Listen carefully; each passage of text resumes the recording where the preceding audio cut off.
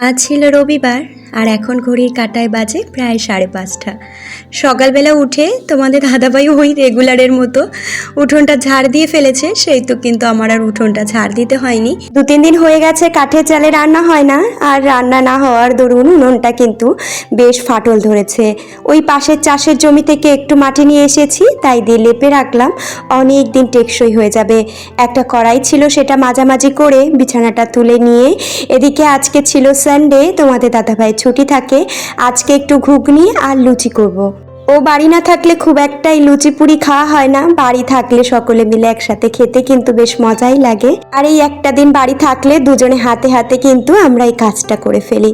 আর দেখো এদিকে খাওয়া হয়ে গেছে, বাবা বাজার থেকে কাঁচা সবজি বাজার নিয়ে এসেছে। সাইকেলটা দাঁড় করাতে গিয়ে 2 ব্যাগ বাজার বাবা টেনে নিয়ে আসতে পারে না, তাই ব্যাগটা আমি ধরে নিয়ে আসলাম।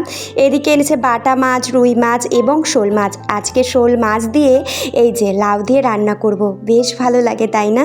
আর মিষ্টি আলু, কুমড়ো, ভেন্ডি এটা দিয়ে টক করব। আর এদিকে আমি একটু দোরধারটা ধুয়ে নিয়ে সব কিছু রেডি করে গুছিয়ে নিয়ে রান্নার জায়গায় চলে এসেছি। মাছগুলো নুন হলুদ মাখিয়ে ভেজে নিচ্ছি, আর বাটা মাছগুলো দিয়ে টক করব। বাটা মাছগুলো ভেজে নিয়েছি, একটু জিরে ভেজে ওই লাউয়ের মধ্যে দিয়ে দেব, মানে তরকারির ওপরে, তাতে কিন্তু বেশ সুন্দর একটা ফ্লেভার দেবে। এদিকে টকটাও হয়ে গেছে, বাবার জন্য একটু নামিয়ে রাখলাম। রান্নাবাড়ি মোটামুটি কমপ্লিট করে স্নান ধুতিটা